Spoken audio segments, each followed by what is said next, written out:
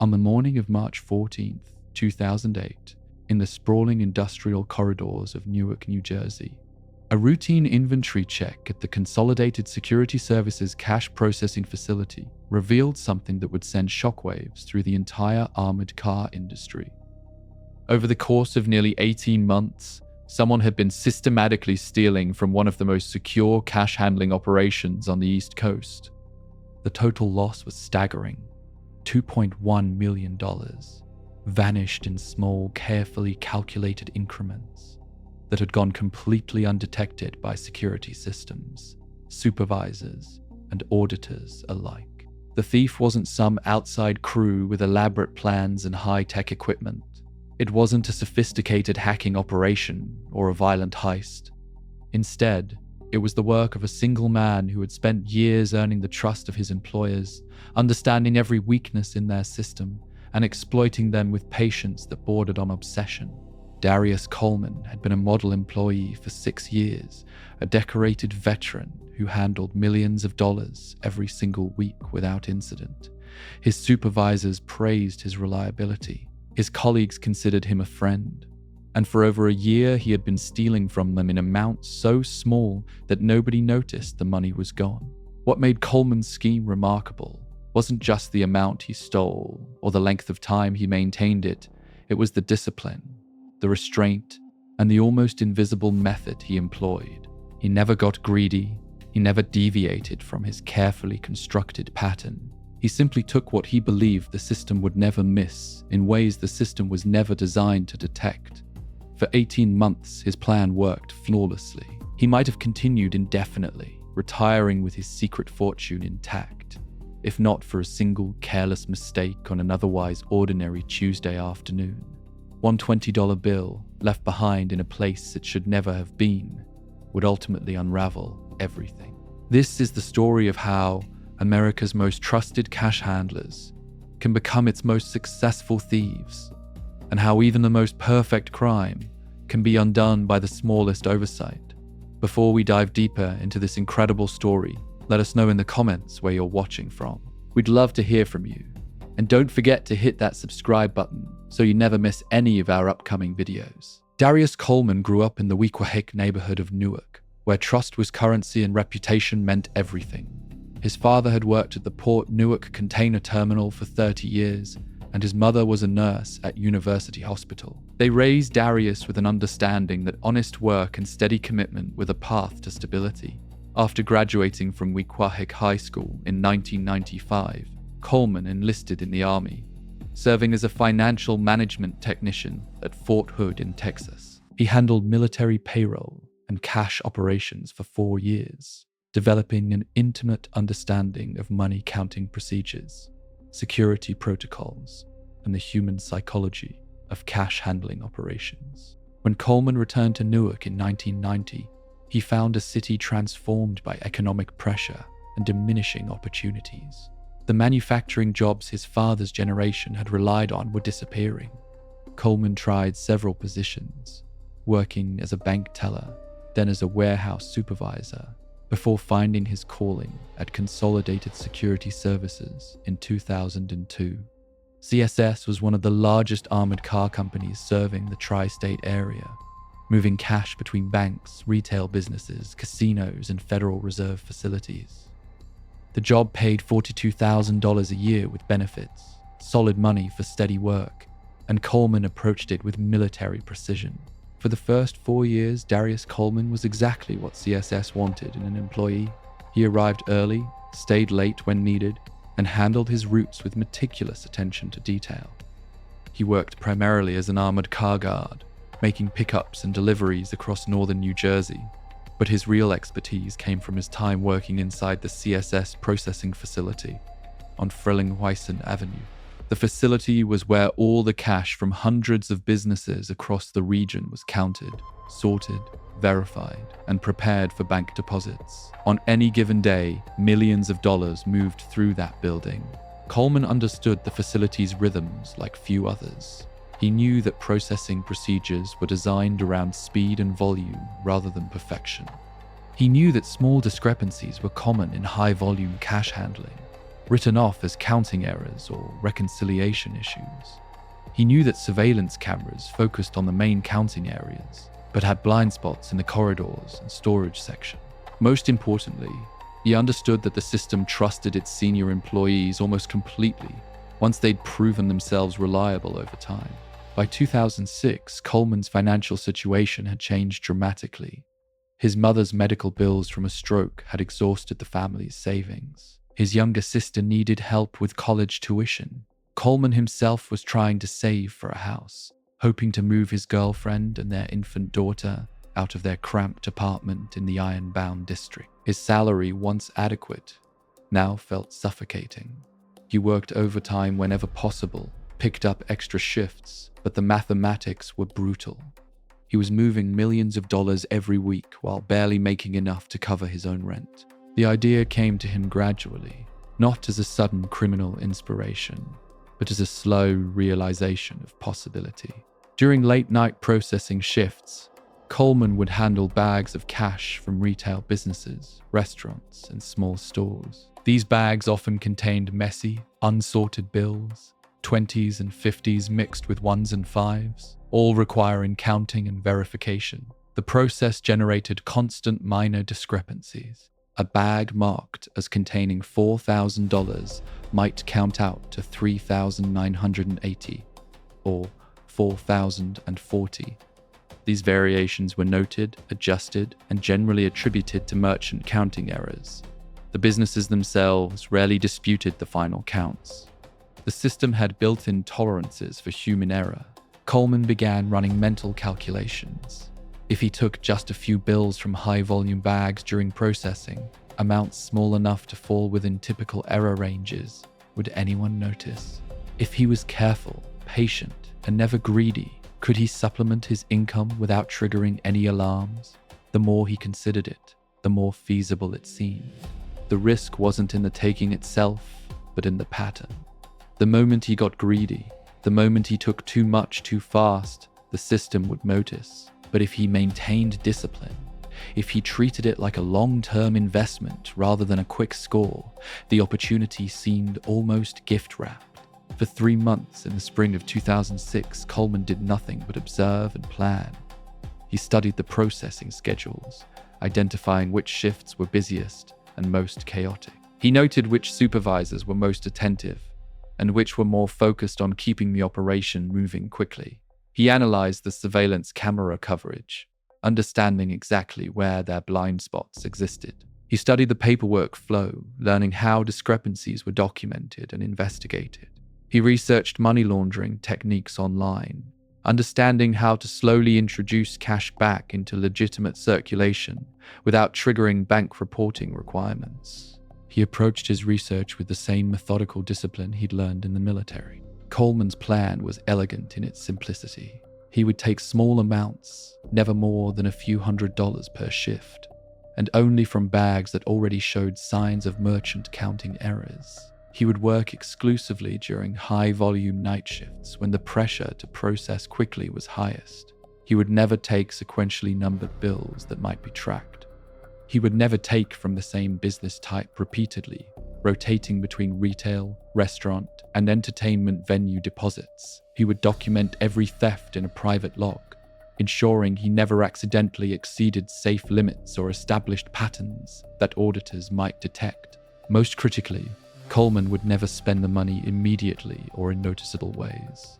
He would store it carefully, letting it accumulate, and only introduce it back into his finances in small amounts that matched his legitimate income level. He would pay cash for groceries, gas, and everyday expenses, allowing his paychecks to go further by depositing them fully, while his actual living costs were covered by the stolen funds. To outside observers, he would simply appear to be living within his means more successfully than before. In September 2006, during a particularly busy Thursday night shift, Darius Coleman committed his first theft. A canvas bag from a Home Depot in Union Township was marked as containing $8,300, but counted out to $8,260. The $40 shortage was consistent with typical merchant error.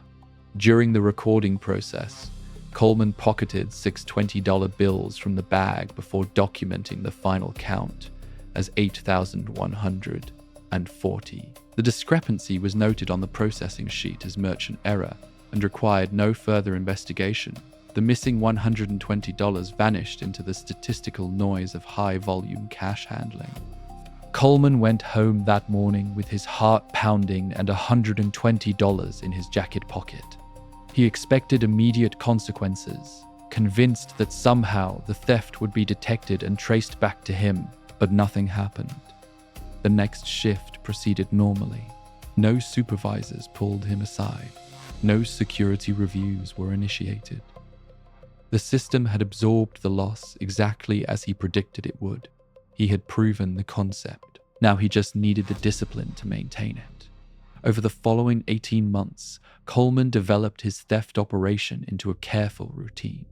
He worked 3 to 4 night shifts per week, and on each shift he would identify 2 or 3 opportunities to take small amounts. He never took more than $200 per shift, and often took less. Some weeks he took nothing at all, maintaining irregular patterns that would resist statistical analysis. He rotated his targets constantly, never hitting the same business twice in a month. He kept meticulous private records using a coded system in a notebook hidden in his apartment, tracking dates, amounts, and sources to ensure he never established patterns. The stolen money accumulated in a fireproof lockbox Coleman kept in the crawl space beneath his apartment. He never counted the full amount, never allowed himself to see the growing total. Understanding that the psychological impact of seeing such a large sum might influence his behavior. Instead, he withdrew small amounts weekly, using the cash for everyday expenses, while his legitimate paychecks covered rent and car payments and built a slowly growing savings account at Investors Bank. To anyone reviewing his finances, Coleman appeared to be living responsibly within his means, perhaps even improving his financial discipline. Coleman's personal life during this period showed modest but unremarkable improvement. He helped his mother with medical expenses, paying in cash that he explained as overtime earnings. He contributed to his sister's tuition at Rutgers. He and his girlfriend Shanice moved to a slightly larger apartment in the North Ward, still modest but more comfortable for their growing daughter. He bought a used Honda Accord to replace his aging Nissan. None of these purchases or improvements were flashy or suspicious. Were they mighty or suspicious? They were the normal markers of a working man slowly getting ahead. His supervisors as CSS noticed and approved, seeing Coleman's stability as confirmation of his character. The psychological toll, however, was more significant than Coleman anticipated. He'd imagined that the theft would become routine, that his conscience would adapt to the reality of what he was doing. Instead, he found himself in a constant state of low-grade anxiety. Every time a supervisor wanted to talk to him, his heart rate spiked. Every time he heard about an audit or inventory check, he mentally reviewed his recent activities. He slept poorly, waking frequently, running scenarios in his mind about how he might be caught and how he would respond. He began to see patterns in coincidences, wondering if co-workers were watching him more closely or if security procedures were being adjusted to catch him. Yet Coleman never seriously considered stopping. The financial relief was too significant and the method seemed too secure. He'd proven over more than a year that the system couldn't detect what he was doing. He'd taken nearly $2 million in careful increments, and not once had anyone questioned a single transaction. His confidence grew even as his anxiety persisted. He began to believe that he could maintain this pattern for another year, perhaps 2, building a nest egg that would let him eventually leave CSS and start a legitimate business or invest in real estate. He saw himself as borrowing against future opportunities, taking from a system that could afford the loss. By early 2008, Coleman had refined his operation to near perfection. He developed an instinct for which bags were safe to target and which ones carried higher risk. He could assess a night's processing workload within minutes and identify his opportunities without conscious thought. He'd learned to manipulate the counting process in ways that made his thefts look like continuation of existing merchant errors rather than new discrepancies. He'd become so skilled at the psychological performance of his job that his co-workers considered him one of the most reliable and trustworthy members of the night processing team. The The money in his lockbox had grown to $2.1 million. Coleman had begun to think seriously about his exit strategy, understanding that he couldn't continue indefinitely without the law of averages eventually working against him. He planned to work through the summer of 2008, then gradually reduce his theft frequency through the fall, stopping completely by the end of the year. He would give himself several months of clean behavior, then resign from CSS in early 2009, citing an opportunity in another field. The money would remain hidden for at least another year before he began to carefully launder it into legitimate investments. It was a solid plan built on 18 months of successful execution and careful discipline. Coleman believed he'd accounted for every variable, every risk factor, every potential mistake. He'd been so careful for so long that carefulness had become second nature. But on the afternoon of March 11, 2008, during a Tuesday processing shift, Darius Coleman made a mistake so small and so mundane that he didn't even realize it had happened. The shift had been particularly busy, with processing deadlines compressed due to a system upgrade scheduled for later that week. Coleman was working in the secondary counting area, handling bags from a collection route that served restaurants and entertainment venues in Bergen County. One bag from a sports bar in Hackensack had been marked as containing $6,700, but was coming up short in the count. Coleman sorted the bills repeatedly, verifying the amounts, and confirmed the bag actually contained $6,480, a $220 shortage that was well within normal parameters for a busy restaurant's cash handling. As Coleman processed the shortage documentation, he decided to take advantage of the discrepancy. The bag was already short, meaning his theft would blend seamlessly into the existing merchant error.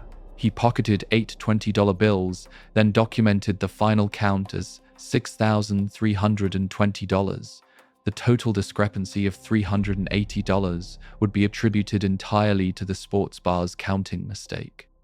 It was exactly the kind of opportunity Coleman had exploited dozens of times before.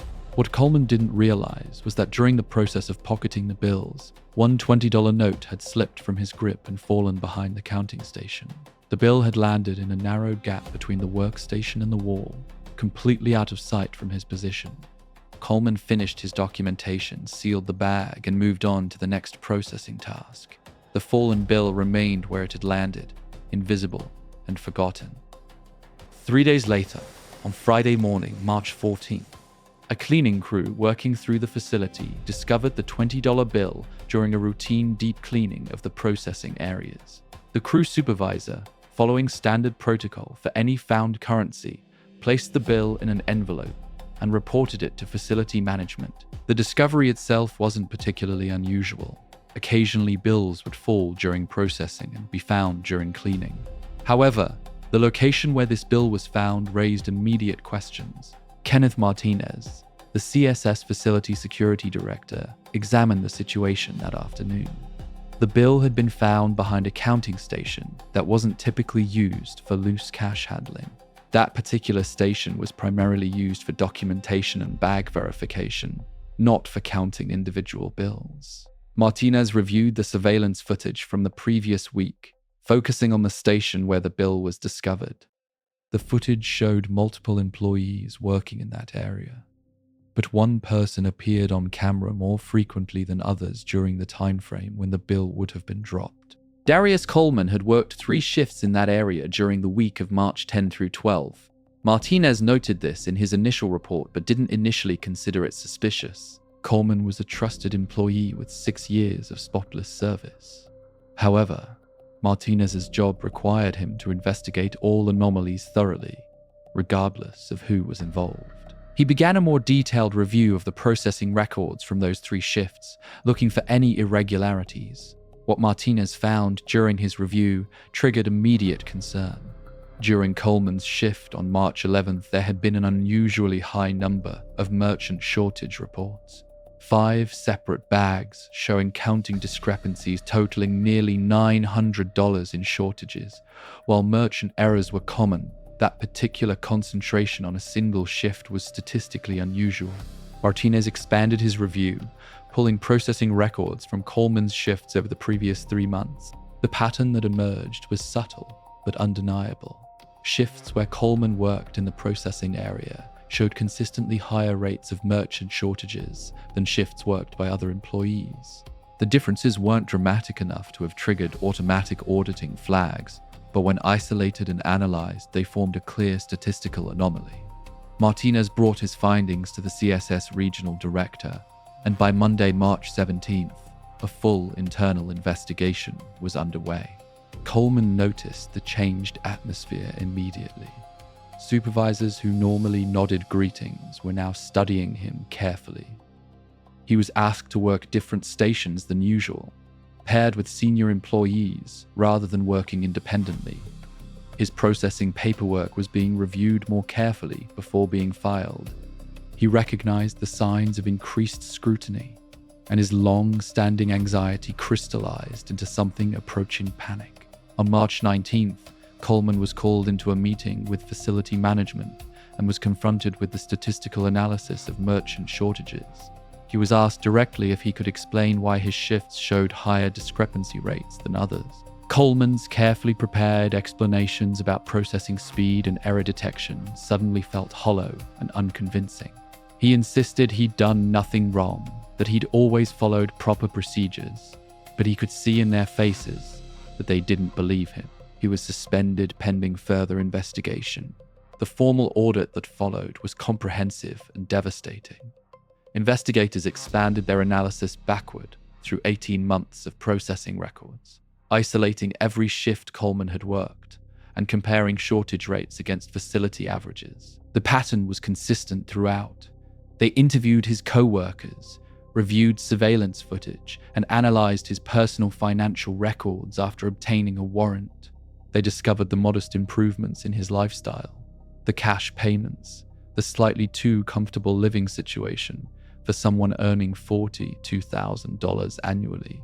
On April 2nd, 2008, FBI agents and Newark police executed a search warrant at Coleman's apartment. They found the lockbox in the crawl space containing approximately $1.9 million in cash, along with Coleman's coded notebook documenting 18 months of systematic theft. The remaining $200,000 he'd already spent on living expenses and family assistance would never be recovered.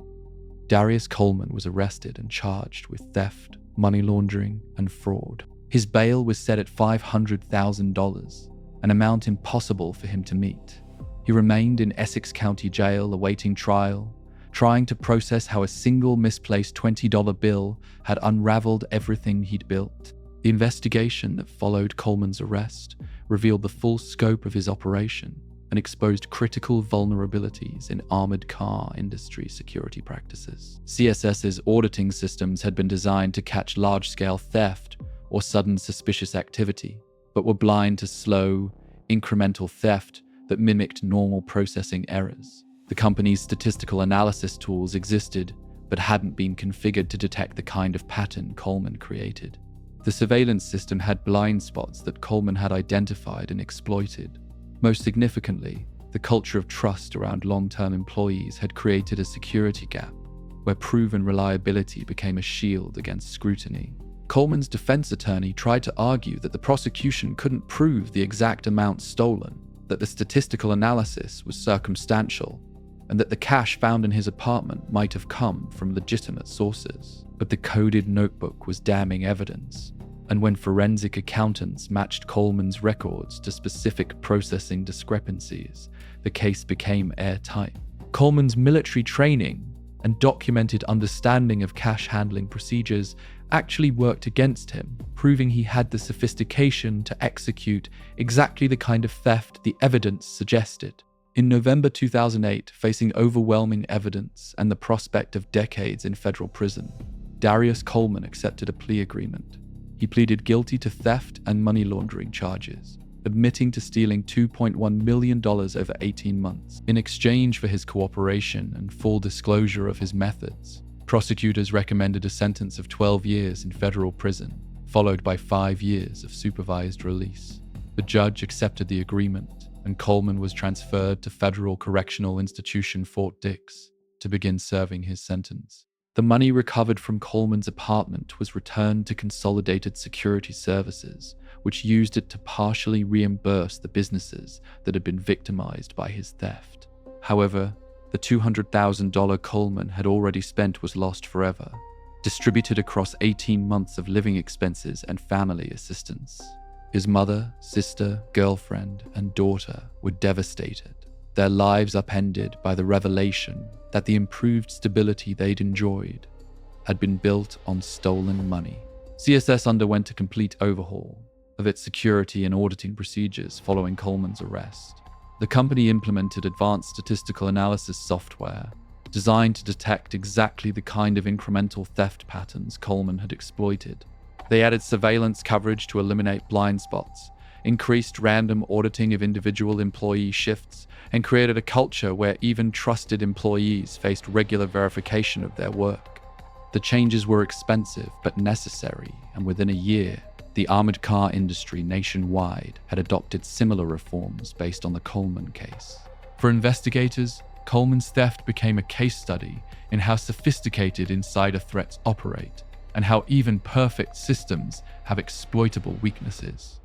Kenneth Martinez, whose discovery of the single dropped bill initiated the investigation, was promoted to Regional Security Director. He later testified before a congressional subcommittee examining cash handling security in the financial services industry, using Coleman's case as an example of how statistical analysis and attention to small anomalies could detect criminal activity that traditional security measures missed.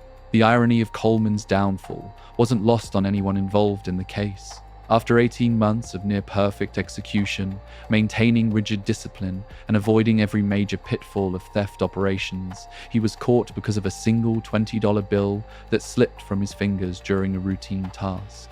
The bill itself hadn't even been reported missing. No one had connected its presence to any specific loss. But its discovery in an unusual location triggered a chain of investigation that revealed everything Coleman had worked so carefully to hide.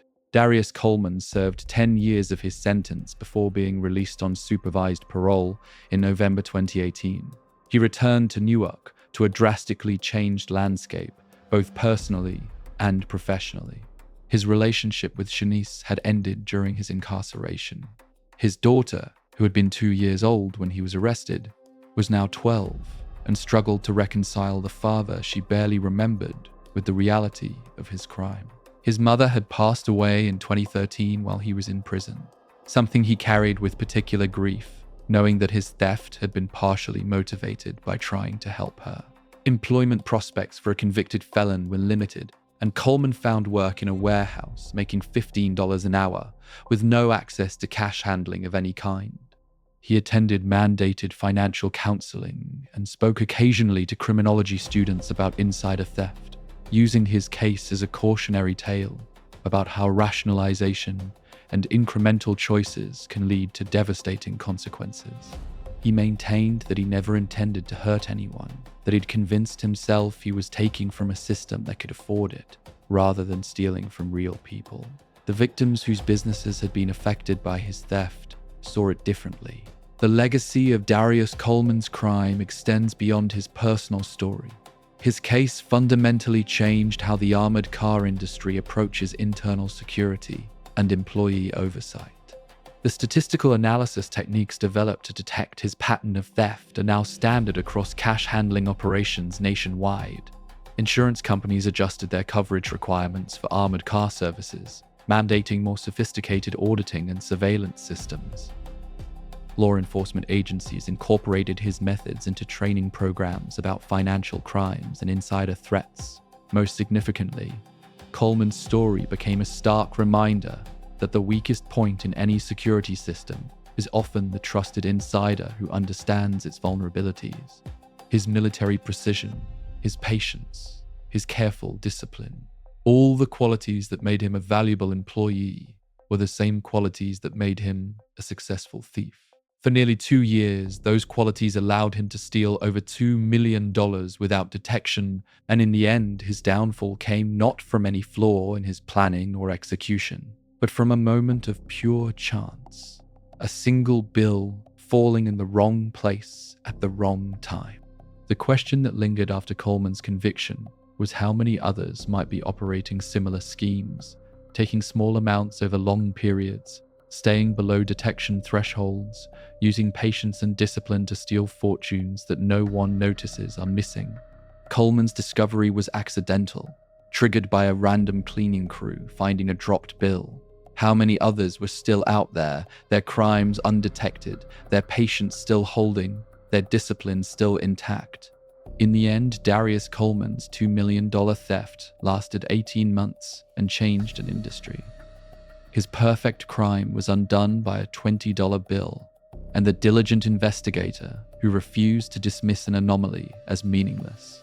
It's a reminder that in crime, as in life, perfection is impossible to maintain forever, and sometimes the smallest mistakes carry the largest consequences. The aftermath of Darius Coleman's case rippled through the financial security industry in ways that few could have anticipated. Within 6 months of his conviction, 3 additional armored car employees across the United States were arrested for similar schemes. One in Phoenix had been stealing for nearly 3 years using almost identical methods. Another in Baltimore had taken just over $800,000 before the new auditing protocols flagged his activity. A third case in Portland revealed a theft operation that had been running for 5 years, netting the perpetrator nearly $4 million before the statistical analysis systems inspired by Coleman's case detected the pattern. These discoveries validated what security experts had long suspected but couldn't prove. Coleman wasn't an isolated case, but rather the first domino to fall in a much larger problem. The armored car industry had been hemorrhaging money through incremental theft for years, possibly decades, but the losses had been so perfectly camouflaged as processing errors that no one had thought to look for them systematically. Coleman's capture had provided the template for detection, and suddenly investigators knew exactly what patterns to search for in their historical data. Kenneth Martinez became something of an industry celebrity in security circles. His decision to investigate a single drop $20 bill, a discovery that 90s and 9s of 100 security directors would have dismissed as meaningless, had exposed a vulnerability that threatened the entire cash handling infrastructure. Martinez was invited to speak at conferences, consulted with federal agencies, and eventually left CSS to start his own security consulting firm, specializing in insider threat detection. He often reflected on how close Coleman had come to never being caught, how if that cleaning crew had been delayed by even a week, the bill might have been swept away as trash, and Coleman's scheme might have continued indefinitely. The psychological profile that emerged from Coleman's case became required study material at the FBI's Financial Crimes Unit. Psychologists and criminologists analyzed his decision-making process, trying to understand how a man with no prior criminal history, strong moral upbringing, and military service could rationalize systematic theft over such an extended period. The consensus was troubling. Coleman represented a type of offender that traditional criminal profiling often missed. He wasn't motivated by greed in the conventional sense, wasn't living lavishly or taking unnecessary risks. He was a fundamentally decent person facing genuine financial pressures, who convinced himself that taking small amounts from large pools of money wasn't really hurting anyone. This rationalization pattern, researchers discovered, was far more common among insider thieves than previously understood. Unlike robbery or burglary, where the criminal confronts the reality of their actions directly, incremental theft from institutional sources allowed people to create psychological distance from their crimes. Coleman genuinely believed he was borrowing rather than stealing, that the money he took was simply getting lost in a system too large to notice or care. He told himself he was taking care of his family, helping his mother, giving his daughter opportunities he'd never had. The fact that he was funding these noble goals with stolen money had somehow become secondary in his mind to the goals themselves. Prison psychologists who worked with Coleman during his incarceration noted his genuine remorse and his difficulty accepting what he'd become. He struggled particularly with the realization that his careful planning and execution, the qualities he'd taken pride in, had been in service of something fundamentally wrong. In therapy sessions, Coleman repeatedly returned to the question of when exactly he'd crossed the line from considering the theft to committing to it. He couldn't identify a single moment of decision, which troubled him deeply. Instead, the crime had evolved gradually, each small theft making the next one easier to justify, until he was so deep into the operation that stopping felt more dangerous than continuing. The impact on Coleman's family was profound and long-lasting. His sister Tanya, who had accepted tuition money she believed came from her brother's overtime work, struggled with guilt and shame. She'd completed her degree in nursing, but couldn't shake the knowledge that her education had been partially funded by theft. She eventually became an advocate for financial literacy and ethical decision-making, speaking at community centers about how seemingly generous help can sometimes come from destructive sources. She maintained a relationship with her brother, but never fully forgave him for putting her in that position without her knowledge or consent. Coleman's daughter Jasmine grew up visiting her father in federal prison, trying to understand why the man everyone said had been trying to help his family had instead destroyed it. The conversations between them were painful and complex, with Jasmine asking questions Coleman often couldn't adequately answer. Why had he thought this was a good idea? Why hadn't he just asked for help from family or friends? Why had he risked everything they had for money they didn't desperately need? Coleman's answers evolved over the years of his incarceration, moving from defensive justifications to genuine acknowledgement that he'd made catastrophic choices based on flawed reasoning. Shanice, Coleman's girlfriend during the theft period, faced perhaps the most complicated emotional landscape.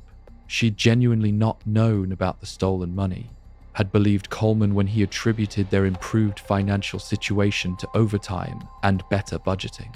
After his arrest, she was investigated thoroughly by federal agents who suspected she must have known or been complicit. The humiliation of that investigation, combined with the betrayal she felt at Coleman's deception, ended their relationship permanently. She moved with Jasmine to Pennsylvania, starting over in a place where the Coleman name didn't carry immediate associations with theft and disgrace. The businesses that had been victimized by Coleman's theft experienced their own forms of fallout. The sports bar in Hackensack, where the fateful $20 bill had come from, initially had no idea they'd been targeted. When investigators informed them that their March 11th deposit had been part of a major theft operation, the owners were shocked.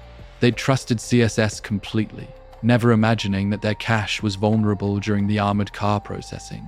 Several businesses sued CSS for negligence, arguing that the company's inadequate security measures had enabled Coleman's theft. Most of these cases were settled out of court, with CSS paying substantial sums to avoid the publicity of trials. The insurance implications were staggering. CSS's coverage had to pay out not just for the recovered stolen funds, but for the investigative costs, legal fees, system upgrades, and settlement payments. The total cost to the company exceeded $6 million, nearly 3 times what Coleman had actually stolen. The insurance industry responded by dramatically increasing premiums for armored car services and requiring far more stringent security protocols as conditions of coverage.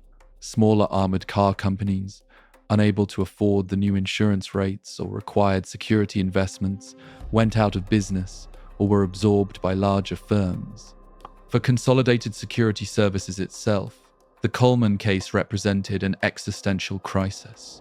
The company had built its reputation on reliability and trustworthiness, promising clients that their money was safer with CSS than anywhere else. Coleman's 18-month theft operation had exposed that promise as hollow.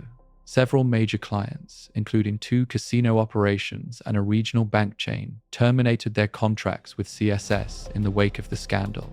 The company's revenue dropped by nearly 30% in 2009, forcing layoffs and branch closures. It took CSS nearly 5 years to rebuild its reputation and client base to pre-Coleman levels. The Federal Reserve, which relied on armored car companies for cash distribution throughout the banking system, launched its own investigation into industry-wide vulnerabilities. Their findings were classified but led to new requirements for companies handling federal cash reserves. These requirements included real-time tracking systems for all currency movements, mandatory dual employee protocols for all processing activities, and psychological screening programs designed to identify employees at risk of insider theft. The costs were substantial, but the Federal Reserve determined that the integrity of the cash handling system was too critical to leave vulnerable to Coleman-style operations. In academic circles, Coleman's case sparked debates about the nature of white-collar crime and the adequacy of criminal justice responses. Some scholars argued that Coleman's 12-year sentence was excessive, given that he'd used no violence and that most of the money was recovered. They pointed out that corporate executives who'd stolen far larger amounts through accounting fraud often received lighter sentences. Others countered that Coleman's betrayal of trust was particularly egregious, precisely because he'd been given access to millions of dollars based on his demonstrated reliability. The sentence, they argued, needed to be severe enough to deter the thousands of other armored car employees who had similar opportunities. Coleman himself, during his parole hearings, expressed a perspective that many found thought-provoking. He acknowledged his crime fully and accepted responsibility, but he also raised questions about the systems that had made his theft possible. Why, he asked, was a single employee ever allowed to process cash alone? Why weren't there redundant counting and verification systems that would have caught his thefts immediately? Why did the company trust statistical models that had such large margins for error? Coleman wasn't trying to excuse his behavior, but he was pointing out that the system had been fundamentally flawed in ways that extended beyond his personal moral failure. These questions influenced the final form of the industry reforms that emerged from his case. The new protocols ensured that no single employee ever had unsupervised access to cash during processing. All counting was done by paired employees who verified each other's work. Statistical analysis became real-time rather than retrospective, with immediate flags for any anomalies.